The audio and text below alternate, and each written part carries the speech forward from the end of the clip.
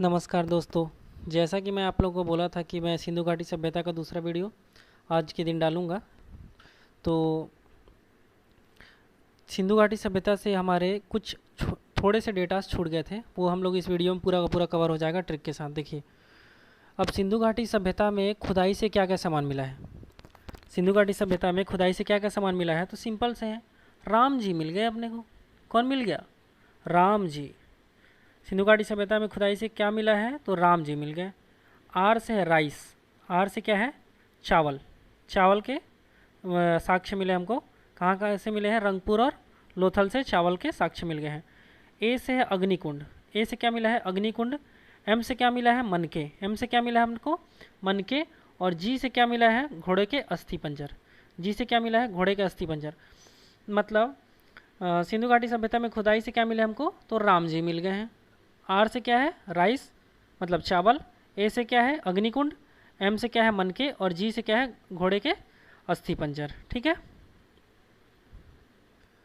अब हम लोग सिंधु घाटी सभ्यता से रिलेटेड, उनकी अर्थव्यवस्था से रिलेटेड कुछ चीज़ें देख लेते हैं। देखिए, कृषि। सिंधु घाटी सभ्यता वालों को कपास उगाने वाले संसार के सर्वप्रथम व्यक्तियों में से माना जाता है। मतलब संसार में सबसे पहले कपास कहाँ उगाया गया था, तो सिंधु घाटी सभ्यता में ही उगाया गया था। ठीक है। एक चीज़ याद रखना है, चावल उन लोग नहीं उगाते थे, लेकिन क्या है, रंगपुर और लोथल से चावल के प्रमाण मिले हैं। अभी थोड़ा देर पहले जो ट्रिक बताया था राम जी, तो खुदाई से मिला, उससे इसमें राइस भी था ना। ठीक है। तो कृषि में कपास उन लोग उगाते थे। ठीक है।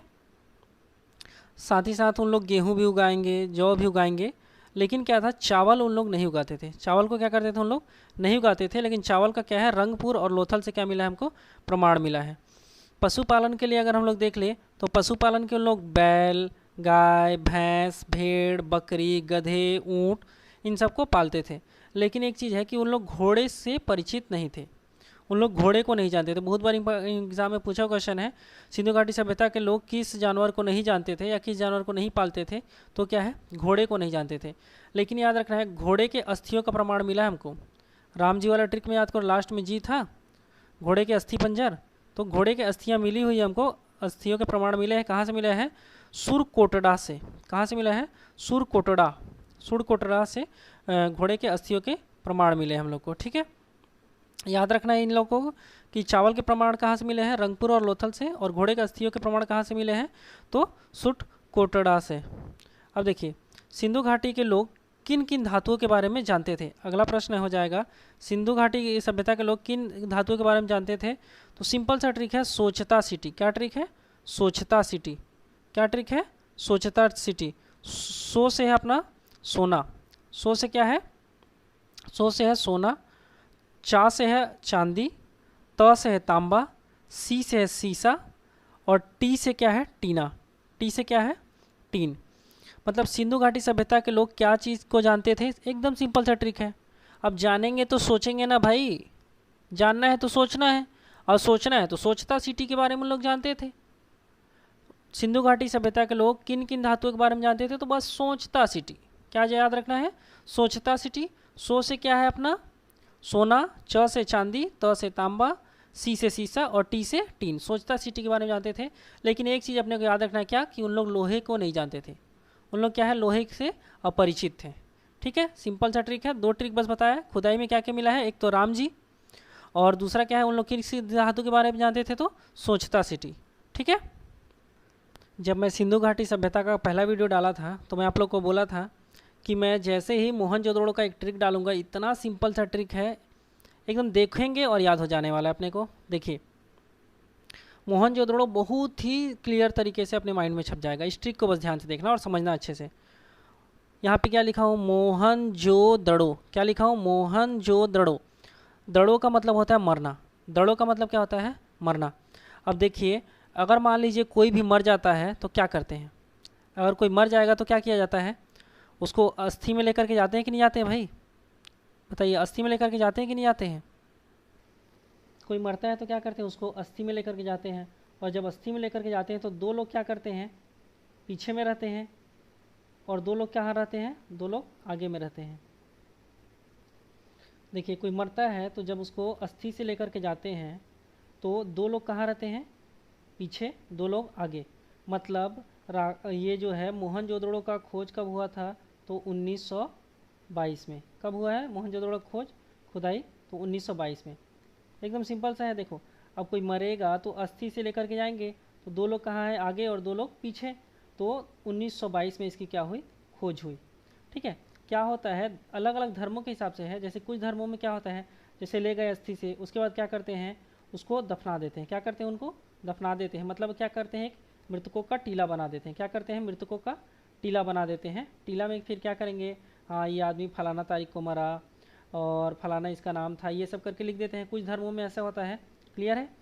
तो मोहनजोदड़ो 1922 में क्या हुआ, इसका खुदाई हुआ, और वहाँ से अपने को क्या मिला है, मृतकों का टीला। देखिए ये आदमी है, मरा है, तो इसको क्या किए हम लोगों ने, अस्थि से लेकर के गए, और लेकर जाने के बाद कुछ धर्म में क्या करते हैं, उसके मृतकों का टीला बना देते हैं। कुछ धर्म क्या करते हैं, उसको जला देते हैं। कुछ धर्म में क्या कर देते हैं, उसको जला देते हैं। और जलाएंगे तो क्या बनेगा भाई, राख। जलाएंगे तो क्या बनेगा, राख।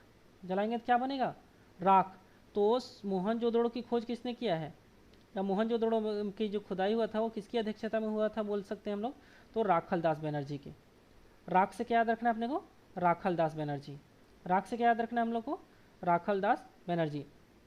अब देखो ये सब हो गया, उसके बाद क्या करना है, राख को लेते हैं और उसके बाद हम लोग एक अच्छे जगह पर, जहाँ पर पानी वानी रहे, वहाँ पर उसको विसर्जन करने के लिए जाते हैं कि नहीं राख को।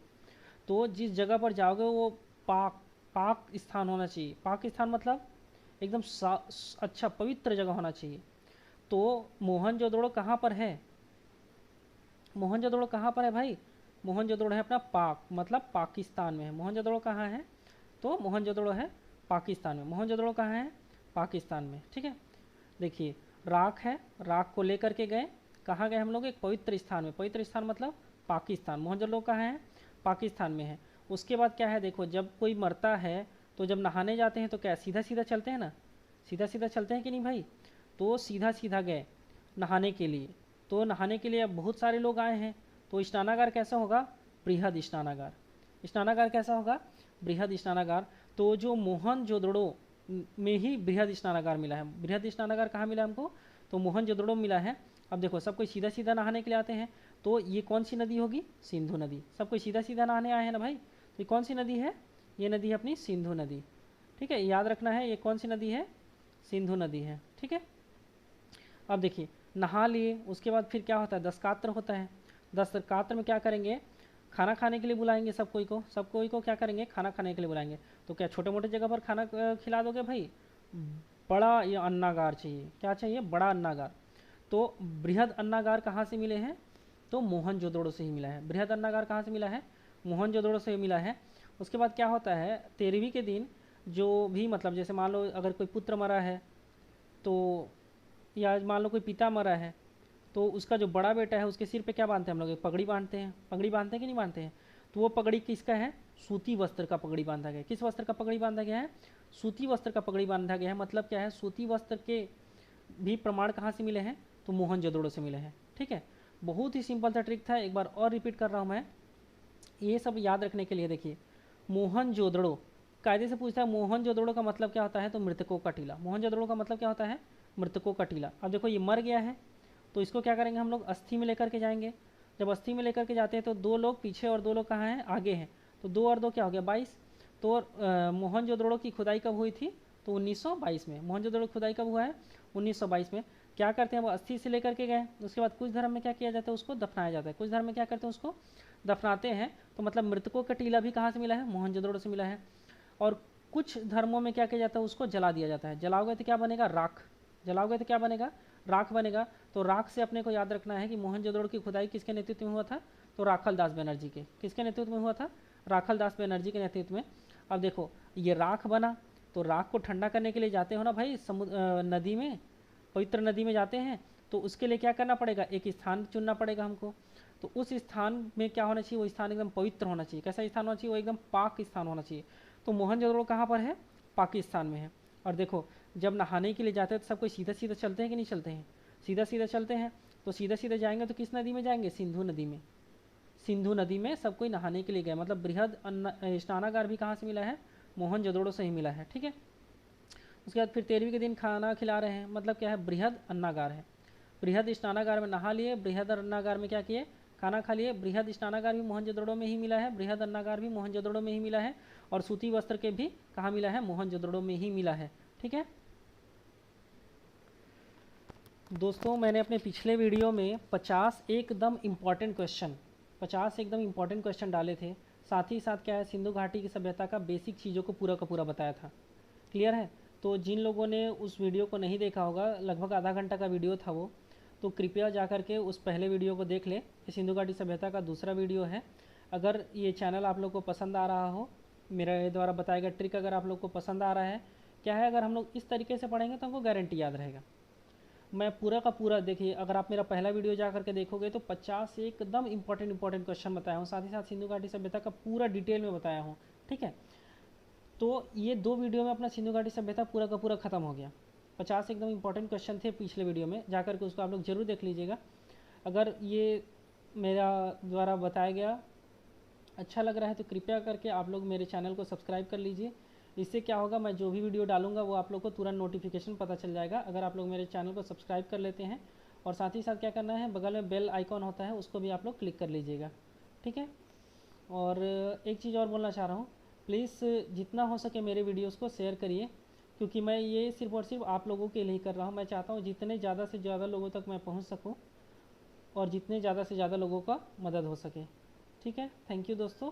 और आप लोग एक चीज़ कर सकते हैं, आप लोग जितना कमेंट करेंगे उस हिसाब से मैं भी जानूंगा। अगर मुझ में कुछ गलतियां हैं तो भी आप कमेंट करके बता सकते हैं, और अगर मेरा पहल आपको अच्छा लग रहा है तो भी आप लोग कमेंट करके बता सकते हैं। ठीक है, थैंक यू।